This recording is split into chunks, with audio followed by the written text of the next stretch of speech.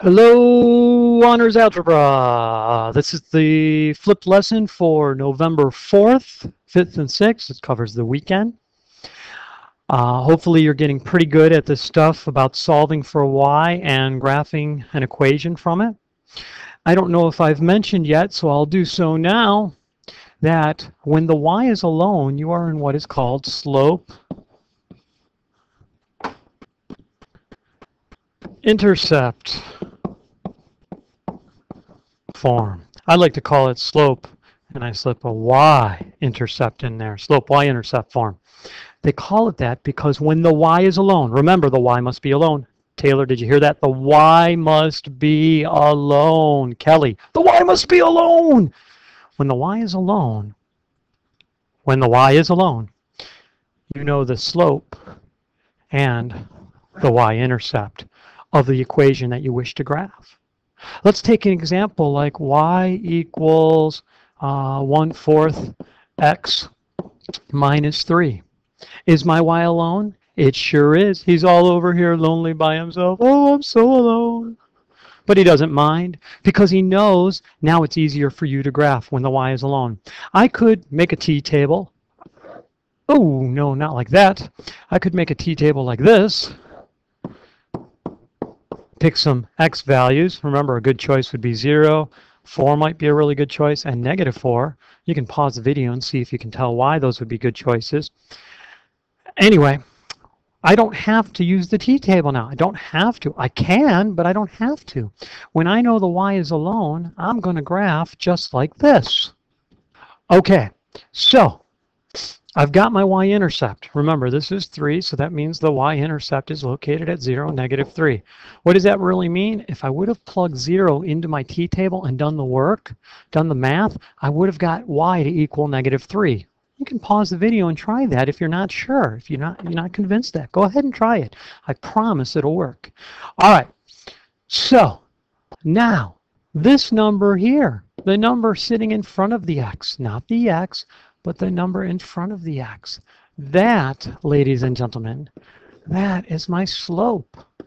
That is my slope. If it were a whole number, I'd put it over 1. Did you hear that, Daniela? If it was a whole number and I wanted to turn it into a fraction, I would put it over 1. Virginia, are you hearing me? It's a fraction already, so I don't need to put it over 1. I know my rise number is 1, and my run number is 4. They're both positive, so I will rise 1 and run 1, 2, 3, 4.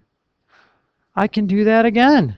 I can rise 1 from the new point and run 1, 2, 3, 4. And look at that, a line is magically forming. All right. Now, if I wanted to change both signs of my slope and call it -1 over -4, that would be okay. Then from my original point, I would go down 1 and back. 1, 2, 3, 4. Now, I'm set to draw my line. I shall draw my line. 1, 1, 2, 3, 4. There we are. And of course, it's not really a line at this point. It's only a ray. So I will change it into a line so you don't accuse me of being inconsistent. There we go. Now, there's 4 points on that line, correct? Incorrect. There are an infinite number of points on that line. I'm showing 4. Why? Because I don't want to show an infinite number of points. I don't have the time to do that. Oh my gosh, I'd never get anything done if all I did was plot points on that line. 4 points. Do I need to do 4? No, I need to do 2. But 4 helps me draw a better line. Gets it better lined up because I am not a computer. I am only human. All right, now there's something else you need to know. This slope y-intercept form. Slope y-intercept form has a formula. And the formula looks like this. Y equals m x plus b. Okay, where b is the y-intercept. Why do you suppose they use the letter b? Well, When I go to graph, I start with the y-intercept, right? I can't do rise and run from no point. I need to know what point to start with. Maybe, just kind of a wild thought, maybe they use B because it means begin. Begin with the y-intercept. And remember, it'll be that number as a point. So it would be the point 0, B in this case. If there was a 7 there, it'd be the point 0.7.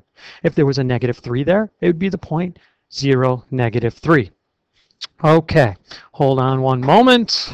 I can't find my pause button. Okay, now they use M for the slope. M is the slope. Why do you suppose they use an M for the slope? It just might be. Remember, slope is the rise over the run, right? The change in y over the change in x, right? Vertical over horizontal change. They might use M because M is how you move. Move. They just might do that. All right, I'm going to do one more example for you, and then I'll give you a couple examples to do on your own over the weekend. I hope you guys are loving this as much as I am. Again, I've told you I don't want to be 14 again, but I am so envious of you that you have this type of thing going on in your classroom. I wish I had it when I was your age. So I'm going to pause for a second here and get you set up. Okay, this time I have the equation y equals -6x plus 2. Y equals -6 plus 2. I ask myself, is the y alone? I look, yep, he's all by himself. All by his lonesome right there. Y is all alone. Okay, if the y is alone, I'm going to find my y-intercept. Shoop, right there. That's the point 0, 2. I go to the origin. I go 0 in the x direction and 2 in the y direction, and there is my first point. Okay. Now, I need my movement. So I look for my slope. I look at the number in front of x. The slope is not -6x. No. The slope is the coefficient on x. So the slope is -6. But I like my numbers as a fraction. So, Ms. Dooley, what would you do here? Well, I'll bet you're going to say I would write -6 over 1. My rise number is going to be -6. My run number is going to be +1. So from the y-intercept, I shall go down 1, 2, 3, 4, 5, 6, right 1.